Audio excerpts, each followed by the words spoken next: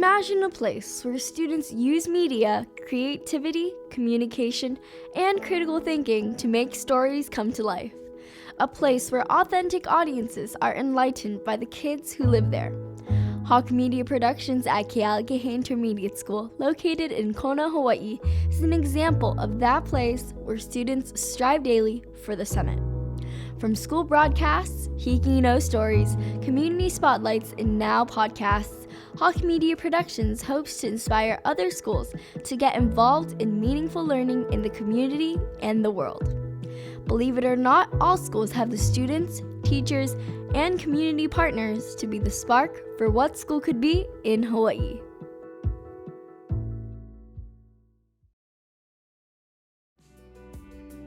Welcome to Season 1, Semester 2 of the What School Could Be in Hawaii podcast. This series features the stories of creative and innovative educators who are influencing, motivating, and inspiring Hawaii, the nation, and the world.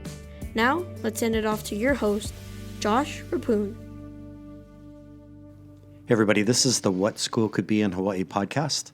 I'm your host, Josh Rapoon, and today we're with Shawna Gunnarson, who is an alumni of the Hope Street Group and also a Konawaina middle school teacher on Hawaii Island. Shawna, welcome to the program. Thank you, Josh. So, Shawna, we're doing a kind of a new format, which I'm calling 10 questions. And so it's going to be 10 questions for Shawna Gunnarson, and we're going to launch right into question number 1. So question number 1 is, you have a Bachelor's of Science in Anthropology from University of California at Riverside. I know a number of educators, chief among them my beloved nephew, Evan Beachy, who majored in and loved anthropology. So the question is, what view of the world and humans did that degree give you? And in what ways has it influenced your life since 2001? And I'm going to tack on a slight addendum to that. And so, by the way, I'm like super interested in your experience at your field school, Quintana Roo in Mexico. So there you go. Wow, that is a loaded question if I have ever heard one. There's a lot of things to digest and think about what I need to say that's important here. Okay. In terms of my degree in anthropology and my view of the world, I think that this idea of globalization and the idea that I was a very sheltered person in my growing up, and realizing suddenly when I was in college, because I was very sheltered all the way through my school experience. I lived in a bubble, I think, from my perspective. When I arrived in college, suddenly there was this diversity of ideas, and I thought that I wanted to be a veterinarian since I was a very young child. And suddenly I realized there were so many other things I was interested in, and I had tracked myself and I had been very disciplined, and I knew that that was what I wanted. And suddenly I had this moment of doubt where I was not studying animals, but I was looking around at all of the people that I was sitting in class with, and I was realizing, wow, there are all these amazing stories. And not just the amazing stories of the people I was sitting with, but the amazing stories of all of these civilizations and people that came before us. And humanity took on this whole other level of importance to me, whereas I was not just a human person trying to strive for myself. All of a sudden, I was representing all of the people that came before me. And I think that's one of the reasons why when I came to Hawaii, I immediately connected with that idea of ancestry and learning forward, mentoring, and the way of learning that is embraced here. I think that that's one of the things that, through my study of anthropology, was so amazing to me. And it just drew me. That major just it sucked me right in. And my field school was a transformative moment in my educational process because it was that hands-on thing where I felt as an adult, for the first time, I was a part of a team. I was working together. I knew what we were trying to accomplish. We were mapping an ancient archaeological site. And so it sounds very romantic. It was really hard work in the hot sun every day. We were covered with ash. They had burned off the cane fields where we were working. But the camaraderie that we experienced together out there trying to accomplish this goal, and all of us having our expertise and our pieces that we were bringing together, it was amazing. And that included cooking, cleaning house. It was everything all together. We were very isolated out in the field together. But I would never have given up that experience. It was an incredible one. Sometimes I think, Shawna, that I'm definitely a person who's opposed to mandates in general. I'm just not a fan of mandates, but I often think that the elements of anthropology woven into school all the way through school is a good thing. It's always a good thing when we do that, right? Yes, it's my heart. It's where I want people to focus their energy in terms of seeing that we are not just this little piece. We are part of this chain that goes forward and backward.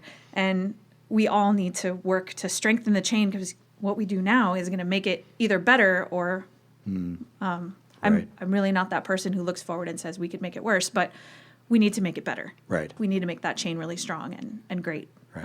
In the future. Awesome. So question number 2.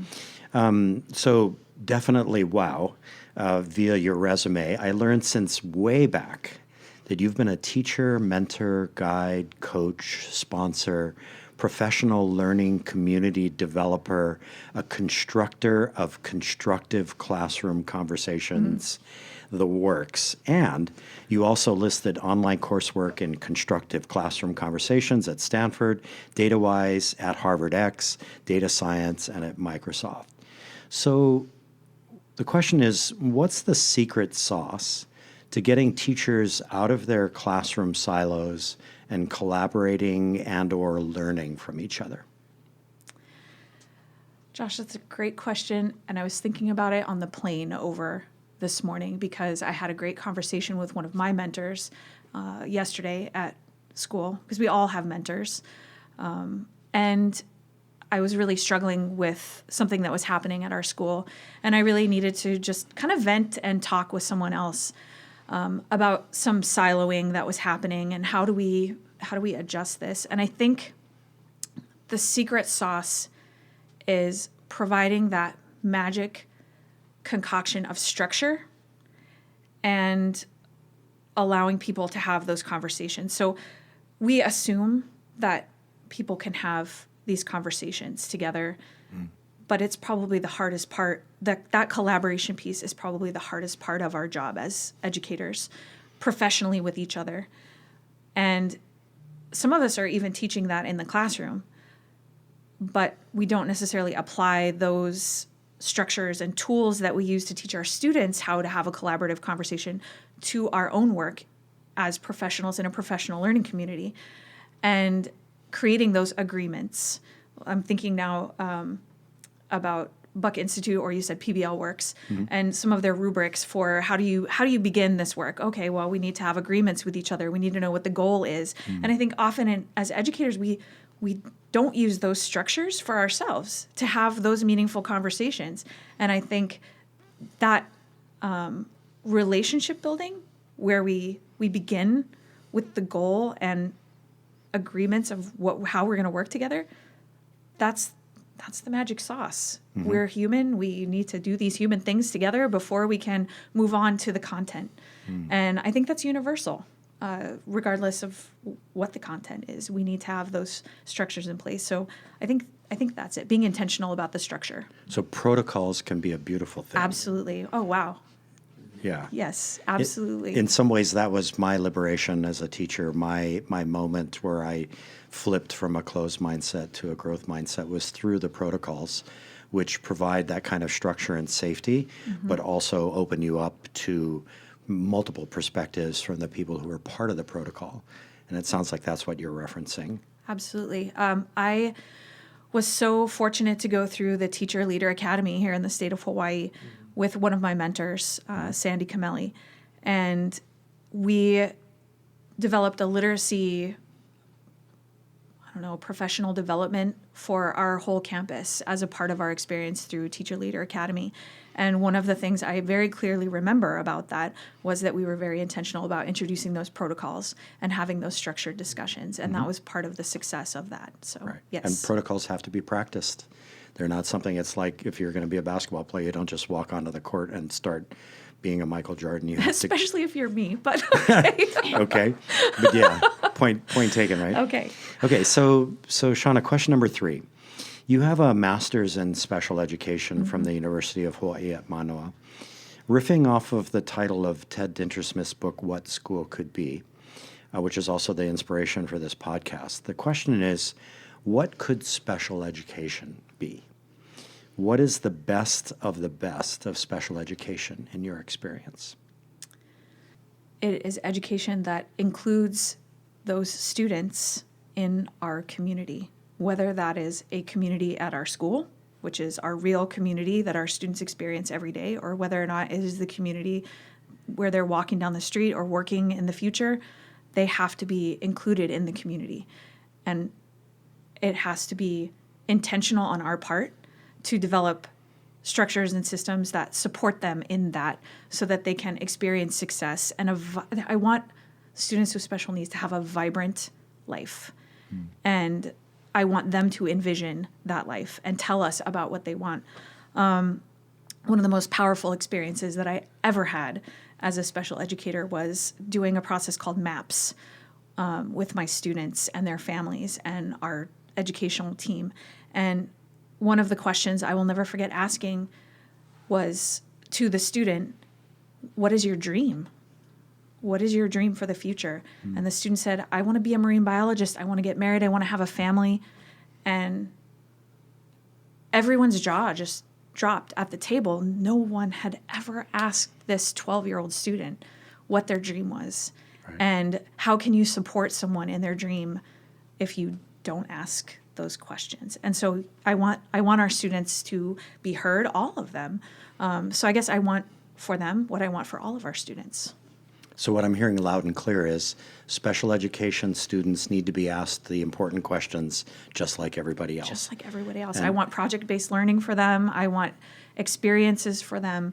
I think that by talking about them as a subgroup, it might be helpful to talk about people as groups, but we write individualized education plans for them. They're individuals first, and I feel very, very strongly about that. I just want to share a quick story with you before we move on to question number 4.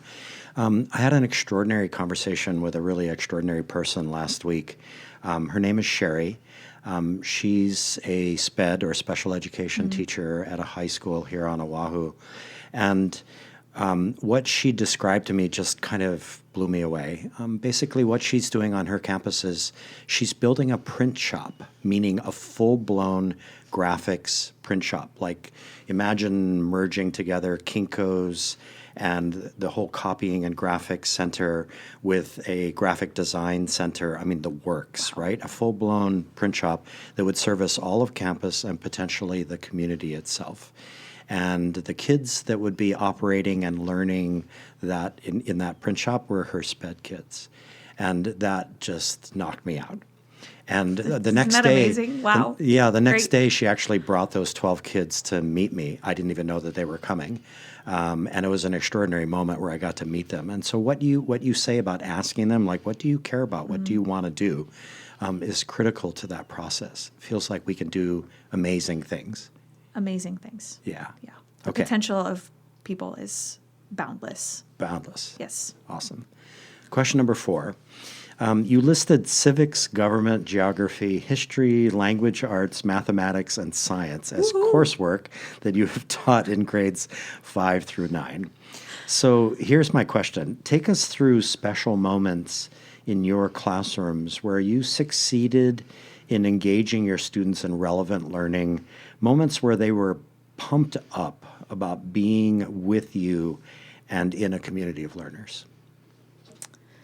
I'm going to immediately jump back to when we have conversations and when those conversations are student driven.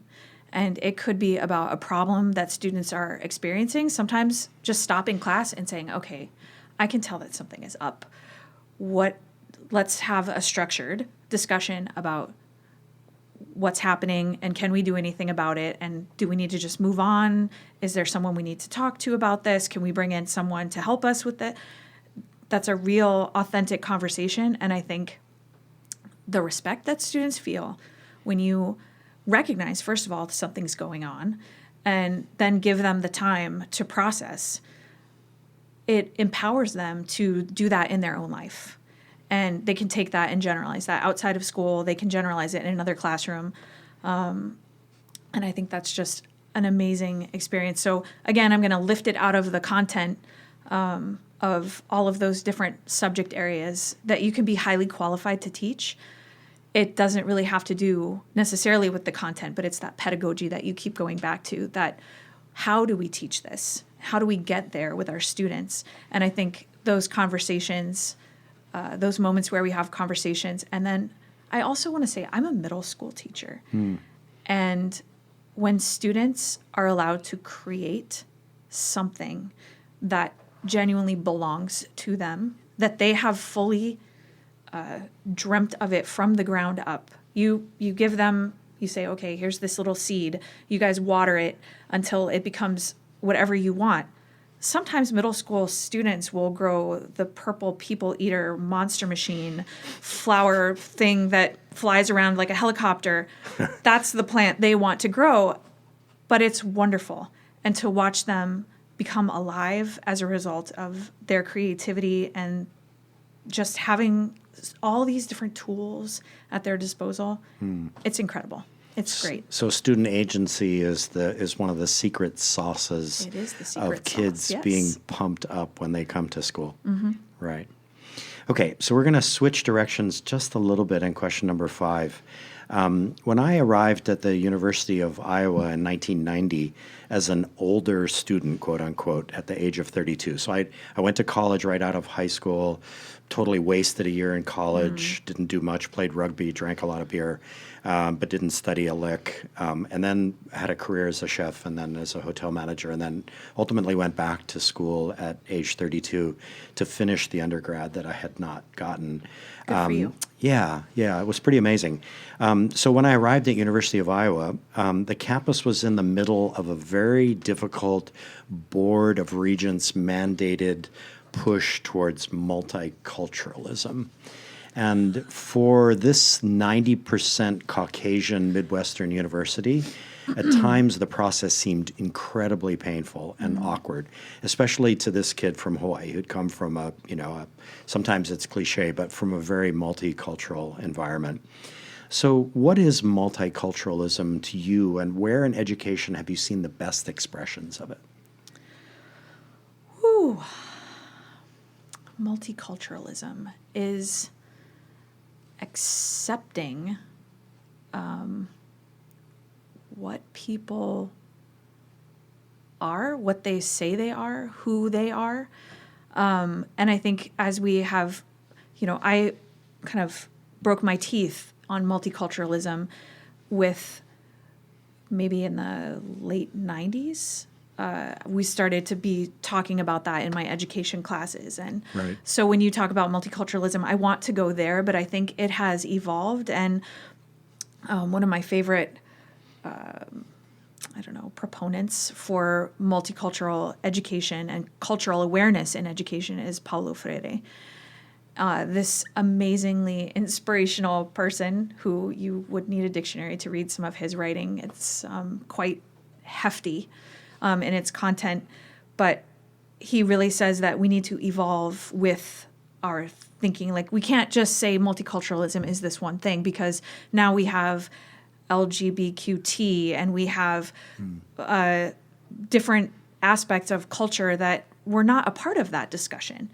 And I think that is multiculturalism, is accepting and inviting other points of view as we're discussing, because if we do not put that out there concretely, then we're making assumptions, and that can be very dangerous to our conversations and how we're going to move forward together.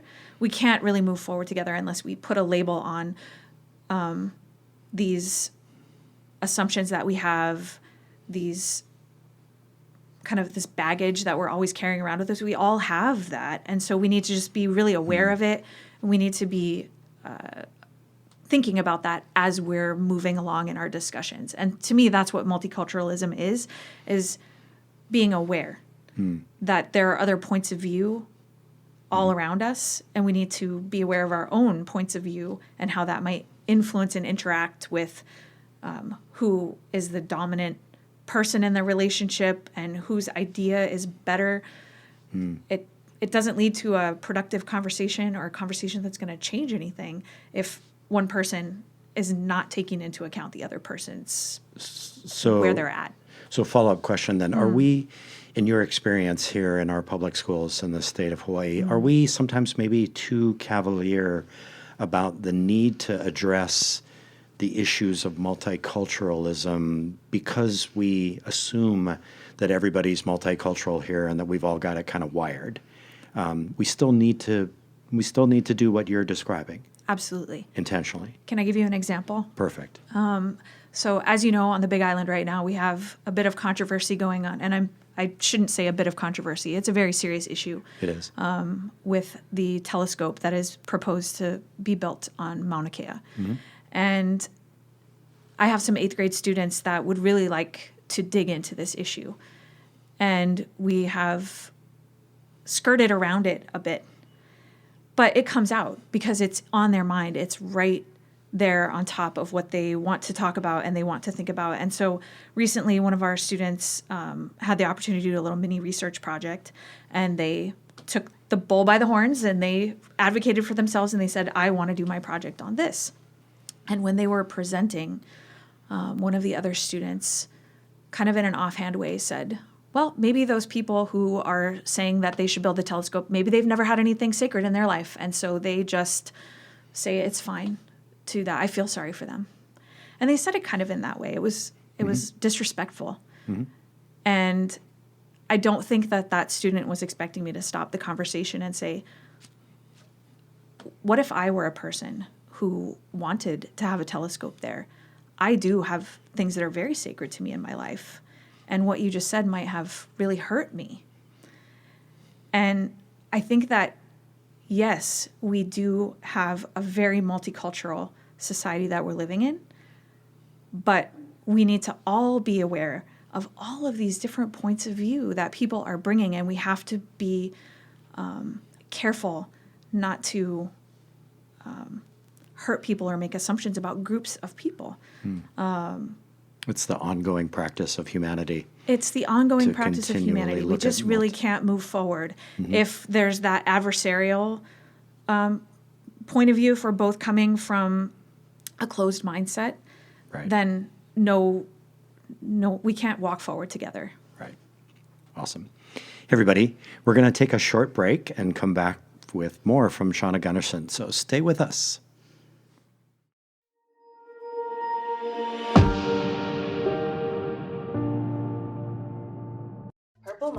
Our specialty is providing cultural-based programming to learn technology and computer science. We are always looking for teachers, volunteers, and schools to partner with. But our programs aren't only for keiki. Heard of the Purple Prize? We're accepting applications now for Kamaka Inana, a design and venture ideation program for adults interested in creating solutions that positively impact the Pai'aina.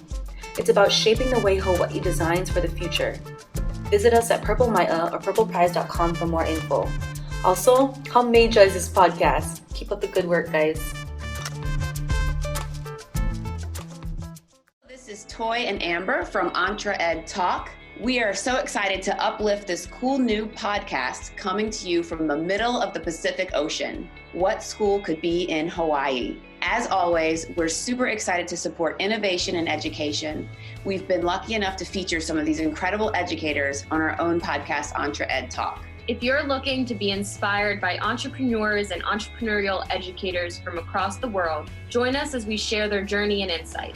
Be sure to check us out wherever you listen to podcasts at EdTech Talk, and like, subscribe, and drop us a review today. Thanks for tuning in. Hey, I'm Tyler Kern from Market Scale, and you're listening to What School Could Be in Hawaii, a podcast partnership between Market Scale and Josh Rapoon, exploring the latest insights and thought leadership in the world of EdTech.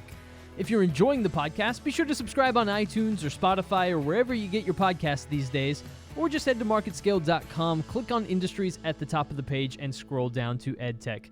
We'll see you there.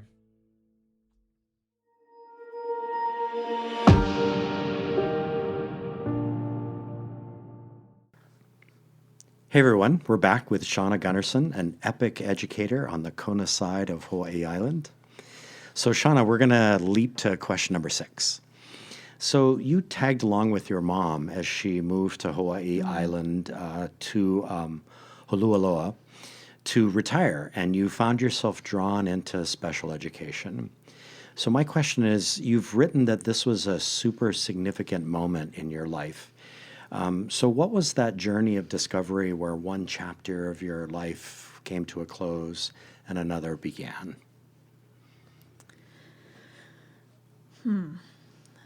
So I think I mentioned earlier that I was a pretty sheltered person, and I had the great benefit to have a lot of amazing friends in college, and I started to kind of understand what it meant to meet other people and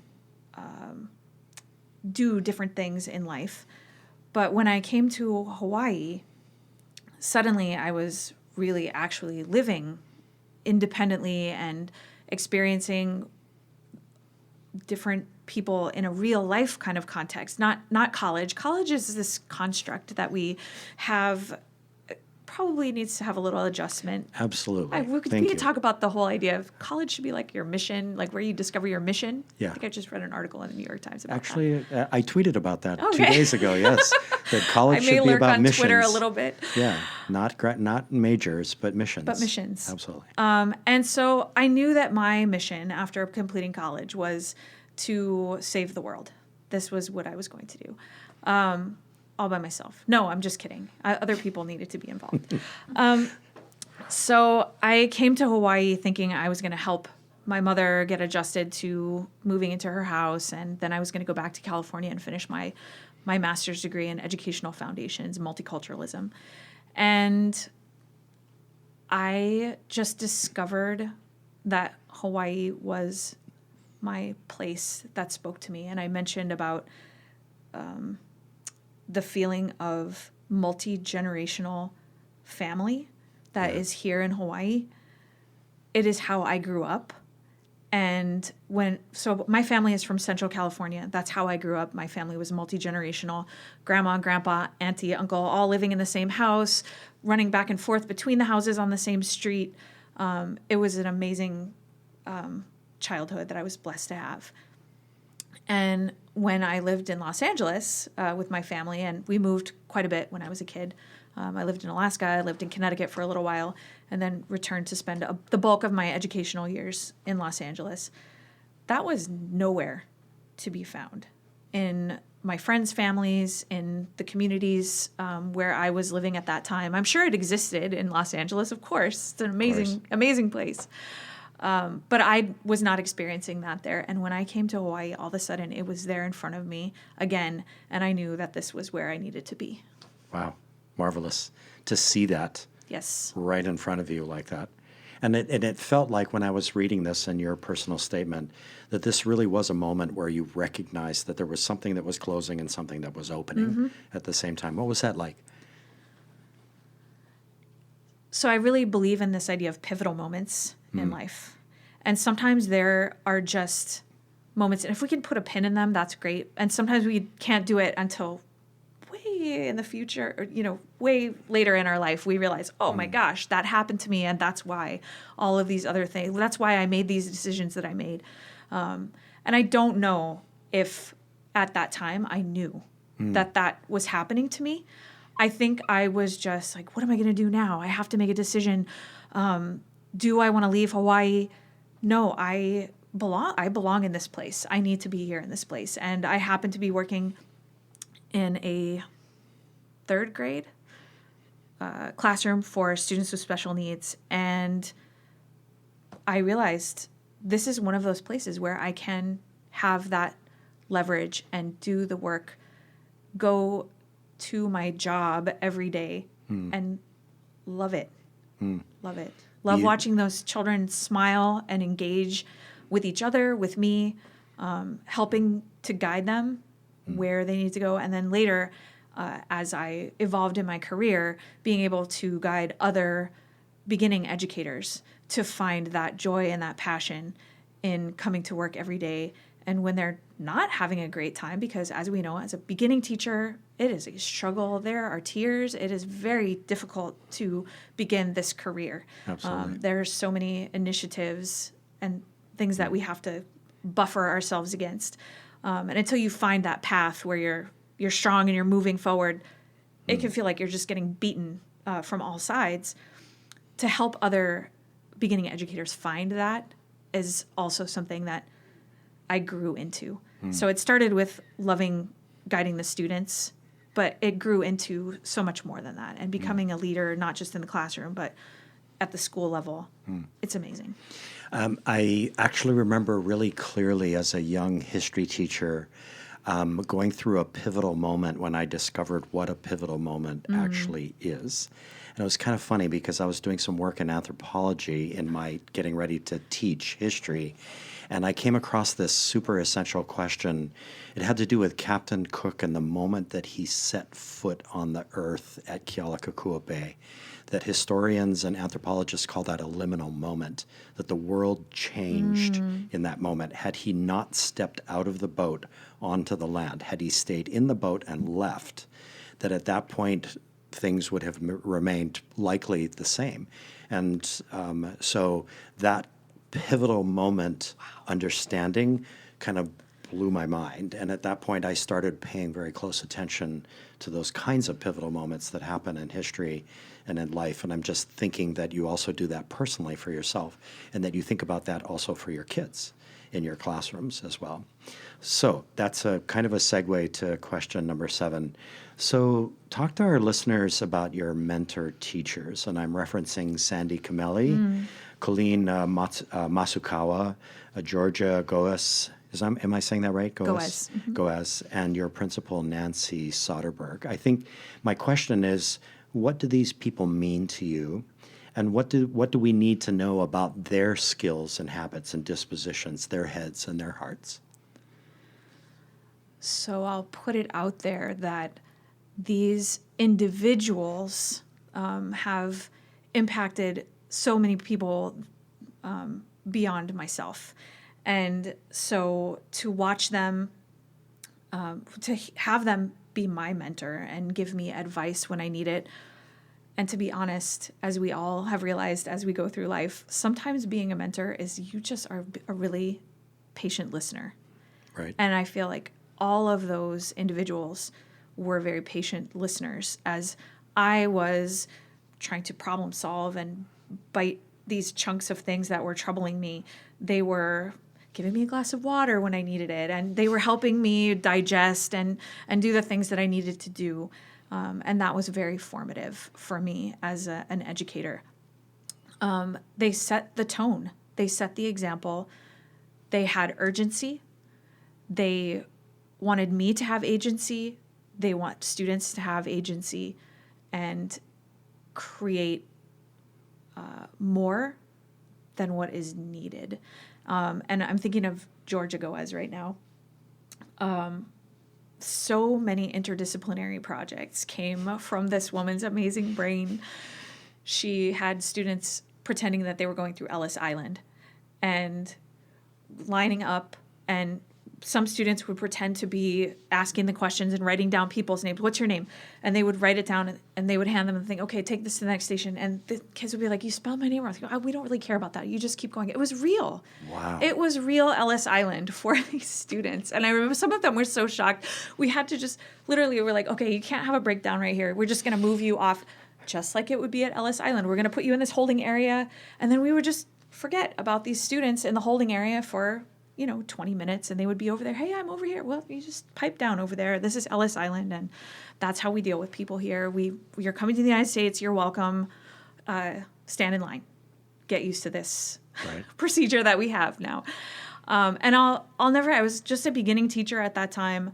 I remember her standing in front of her ELA class, and she said, "We're going to do some writing right now. it's going to be amazing. You guys are going to write, and we're going to just write for 10 minutes. And one of the kids, you could hear it audibly in the back, oh, we have to write for 10 minutes. And she said, okay. She grabbed this wicker basket off of her desk, and she said, if your hand falls off, I will just come around with this basket. We'll put the hand in there. We'll keep it until the end of class.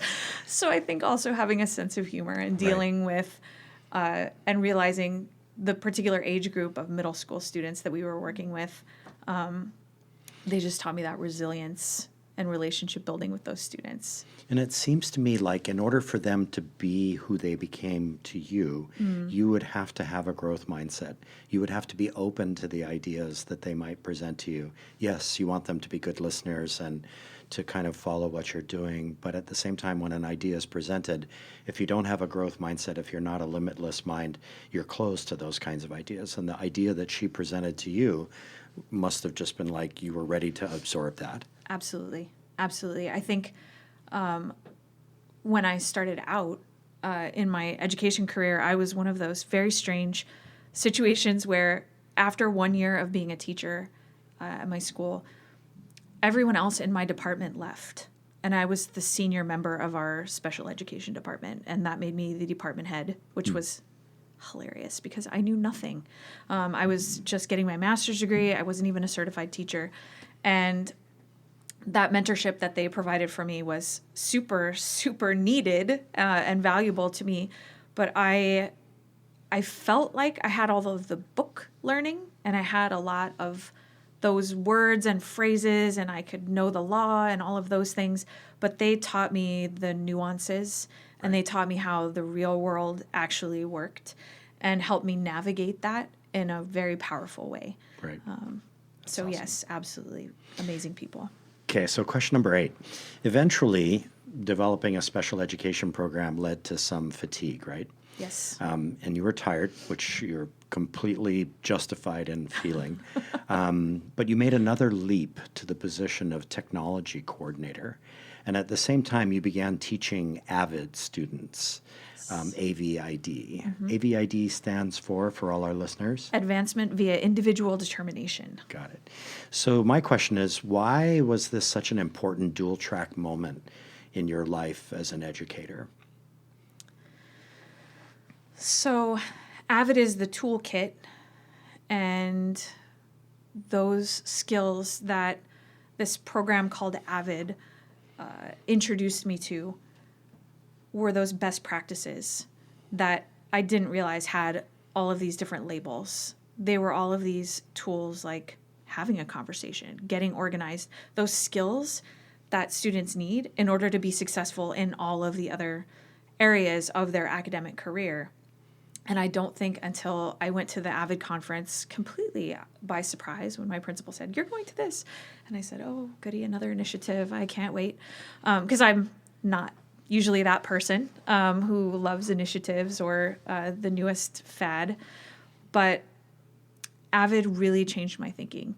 And becoming an AVID teacher allowed me to dig deeper with my students and go beyond the content that I might have been teaching. It allowed me to ask the questions, but it also helped me to see for probably the first time that I needed to teach my students to ask the questions. And that was really the fulcrum where I started to have my students be metacognitive about their learning and start to dig into, wait, why are we doing this? Wait, what are we doing in class today? And it's halfway through class. What do you mean, what are we doing in class today? Well, why didn't you write this why didn't you write what you did in science class in your planner? And they would say, oh, well, I don't know. I forgot to look up at the board to see what we did in class, so now I can't put that in my planner. And I said, you went to science class, though. What did you do in class? And there was just that beautiful silence where you realize that students need to be able to think about why they're in school and what are they doing and what is the intention behind that. And I know that as teachers, we've gone through a lot of training about putting the standard on the board and the I can statement, and the students will be able to, and all of those things that I completely agree, it sets students up for success if they know where they're going, they need to have a goal. but also from the other end to give some of that responsibility back to students to say, what are you learning about and why is it important? Because my least favorite thing to hear students say is, I'm bored. Yeah, exactly. Yeah. Okay, so we're going to take an abrupt left turn here. Uh-oh. And I we're can gonna- handle it. I can we're- handle anything. You can handle it, Did I mention right? I'm a middle school teacher? Yeah. No, actually, we're going to talk about goats. Oh, no. So question number 9. I feel like I knew this was coming. But Yeah, okay. okay. Well, you gave me the material. It's an important part of my life. Very much. Okay. So I'm sure this is going to come as a surprise to our podcast listeners, but you and your mom started something near Kona called the Dancing Goat Sanctuary. Yes. I'm going to read your mission statement that I found on your Dancing Goat Sanctuary website. So, quote, our mission at Dancing Goat Sanctuary is to create a place where goats can live peacefully with the benefit of a proper diet and health care. Educate the public about the physical, social, and emotional needs of goats and other small farm animals, including sheep, geese, pigs, and chickens, and place eligible animals in homes where, as pets, they will live out the rest of their lives. So here's my question. Okay, so knock me over with a feather, but because I had no idea and didn't see this one coming at all. But what do we need to know more about in terms of the Dancing Goat Sanctuary? And what is it about this place that's so special to you?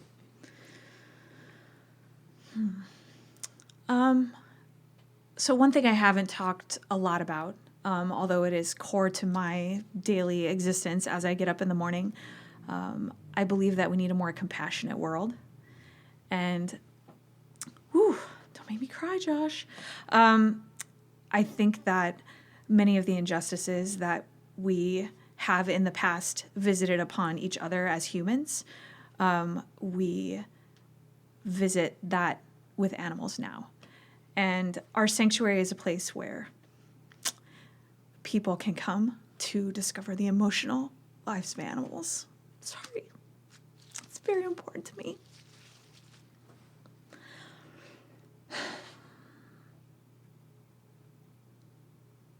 And I think that by being more human toward animals and growing that part of our human psyche, that we can be more compassionate to each other in our decision making.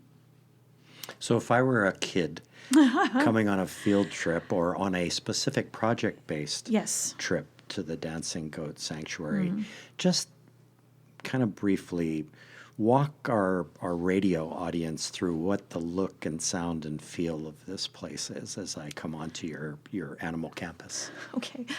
So we don't rescue dogs any longer or cats, but we do have what we call our legacy dogs. So we have 7 dogs, and you will be greeted by a cacophony of dog. We call it the doggy doorbell as you drive in and park. I want to be one of those dogs on your sanctuary. Like when I retire, may I turn into a dog and please be at your sanctuary. That would be great. And then you'll hear the honking of geese, because the geese are also a kind of alarm that goes off when a strange vehicle pulls into the parking lot. They can hear the different tires of different vehicles. They'll recognize that it's not a regular car that comes to the farm. And you'll be greeted by our, I don't know, what should I call them? Our ambassadors, Starsky and Hutch. Okay. They're 2 very ridiculous goats.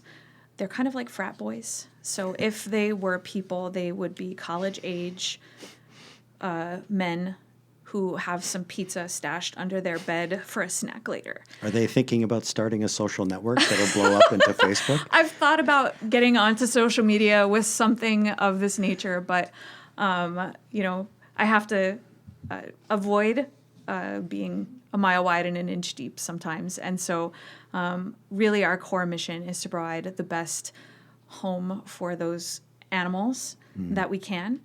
And then to also bring others into that experience that you're talking about of walking in and seeing the interactions between Starsky Hutch and their penmate Starina, and watching as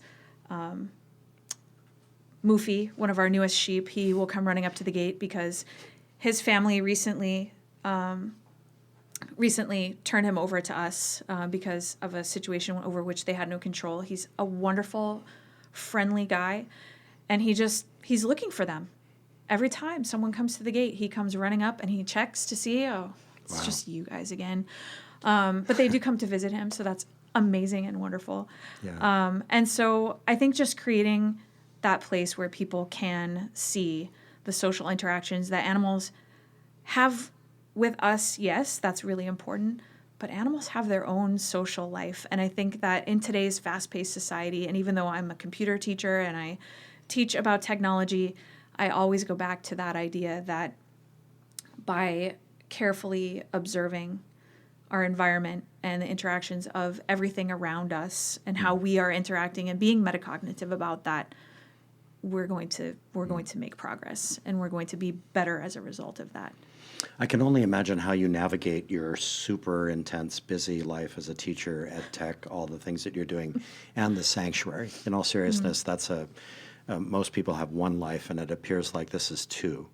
It's a team effort. My mom is an amazing human being. Her name is Maria, and she is that strong person who has demonstrated by doing, not by saying what's going to happen, but she just does it. And sometimes, that is a frustrating thing as a daughter to have that as the example in life, because the bar is very high all of the time. Right. But it's amazing to have her as a partner in running the sanctuary. She is the organizational queen of that, and I get to be the organizational queen of my classroom, and so we find a great balance there. Yeah, that's fantastic. So, Shawna, we've come down to question number 10. Dun, dun, dun. It's shot by so quick today. So finally, I want to blend two questions together to end this episode. I always ask guests, or as much as possible I do this, I ask guests, what could school be? Because it's a riff off of the title of the book and of the podcast itself. So that's one. But today, I want to honor the career of recently retired Complex Area Superintendent Art Souza by placing him into that equation that is your answer. In other words, in what ways did he make a mark on your sense of what school could be? You would think that was a really difficult question, but it's not. Art Souza helped us through many different processes in our district to come to that place where I think now most of the DOE is, that we need to design the schools that our students need.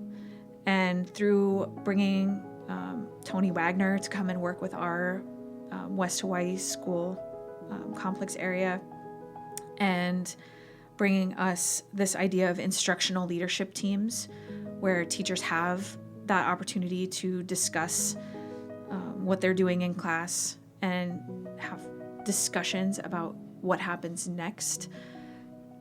What do we need to prioritize at our school, and really design not projects, but problem-solving experiences within their school to address what we all know.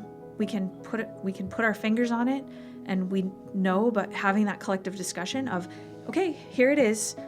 How are we going to attack this? And whether it's student attendance, or whether or not it's literacy or math literacy or technology integration, whatever that issue or problem is, having the ability to have a K-12 conversation about what are we all going to do to have collective impact on this issue. It's mind-blowing.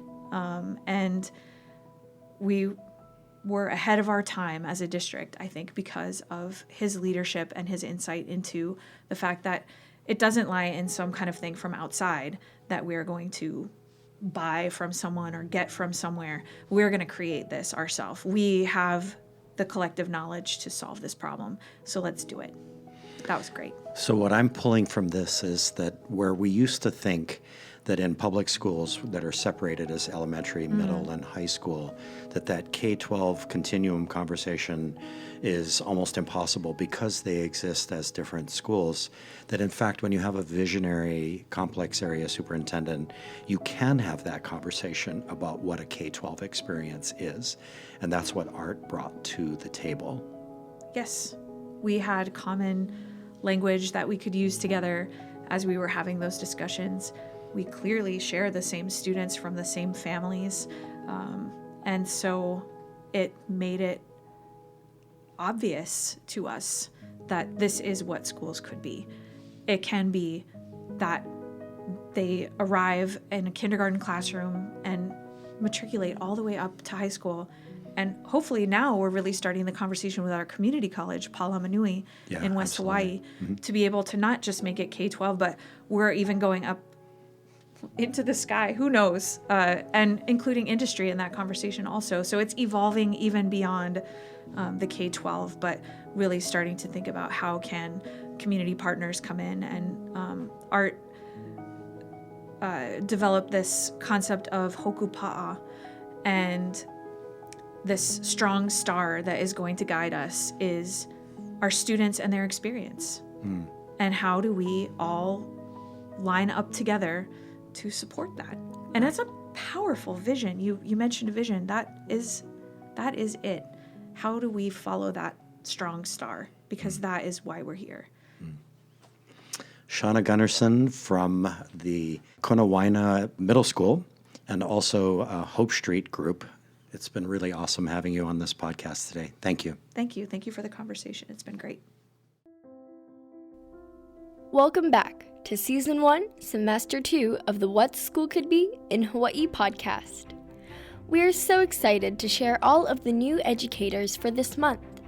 Find the What School Could Be in Hawaii podcast in Apple Podcasts, Google Play, Spotify, and Stitcher, as well as at mltsinhawaii.com. Join the ongoing conversation across social media. Look for Most Likely to Succeed in Hawaii on Facebook and at MLTS in Hawaii on Instagram and Twitter. Tag your posts with hashtag What School Could Be, hashtag Deeper Learning, hashtag EdChat, and hashtag Education. Our next interviews will be recorded on Saturday, February 22nd. You can join us in the studio through the magic of Facebook Live. Find us at the Most Likely to Succeed in Hawaii Facebook page. We want to hear from you. Send your comments, questions, and feedback to mltsinhawaii@gmail.com. If you love this podcast series, we would really appreciate a rating and review in Apple Podcasts. It's the best way to help us reach a wider audience of innovative educators. And please feel free to share this series with colleagues, friends, and family. Your host is Josh Rapoon. Our podcast consultant and sound engineer is Ryan Ozawa. The editor for this episode is the Student Managing Director, May Kanata, under the guidance of Matthew Williams. Learn more at hawkmediaproductions.com. And special thanks to Ted Dintersmith, author and education change agent. Now, off to your next epic adventure. Class dismissed.